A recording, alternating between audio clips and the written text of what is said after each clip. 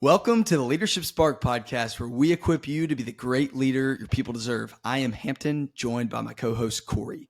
Yesterday, we talked about one of Wild Sparq's core values, 360-degree leadership development, which defined is really leading north, south, east, and west.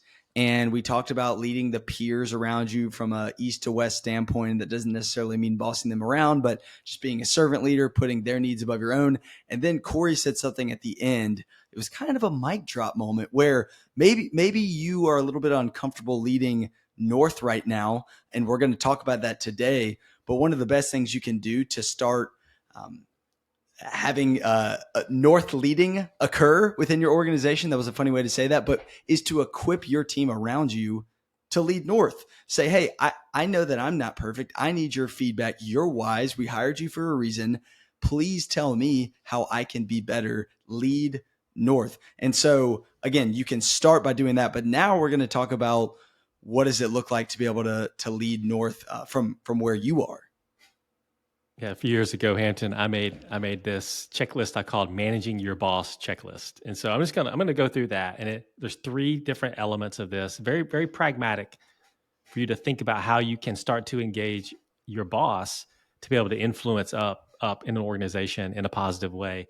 And so there's three components. There's things you need to understand about your boss and the context that he is in or she is in. You need to also be self-aware enough to assess yourself and your needs. And I'll give you some examples of what those are.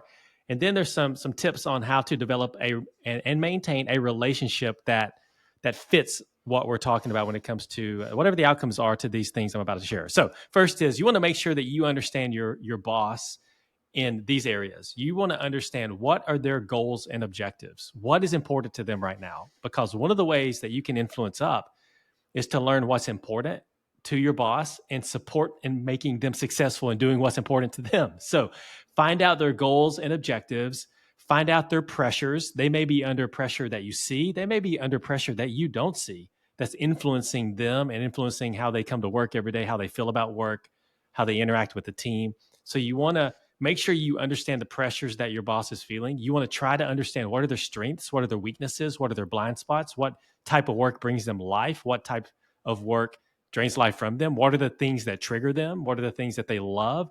You have to spend time getting to know them to understand that, but you want to know strengths, weaknesses, and blind spots.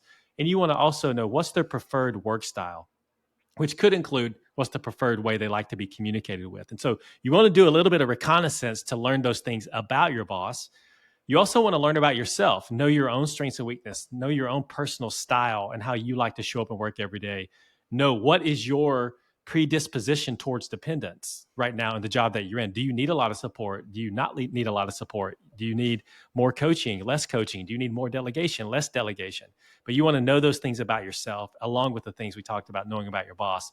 And then you want to maintain relationships that fits both of those styles, that is clear and characterized by a mutual understanding of what expectations are. You want to work to keep your boss informed. One of the ways that you can influence and lead up is to communicate well. So you want to keep your boss informed. You want a relationship that's based on authenticity, honesty, dependability. So if you say you're going to do something, you need to make sure you follow through and do it. And that's a way to gain influence and permission to influence more in the future. And you want to be very mindful to selectively use your boss's time. So be very mindful of that based on all of those things that you've learned about your boss, to be able to very intentionally and selectively use your boss's time. And if you do those things, you will, whether it's articulated, whether it's explicit, you will gain more and more influence, which allows you to manage up more and more and influence from your seat upward in the organization. So go and learn those things, go and do those things, apply those things. It takes time to be able to do that, to build influence. But if you do those things, you will gain influence and you will be better at leading upward whenever we talk about 360-degree leader development.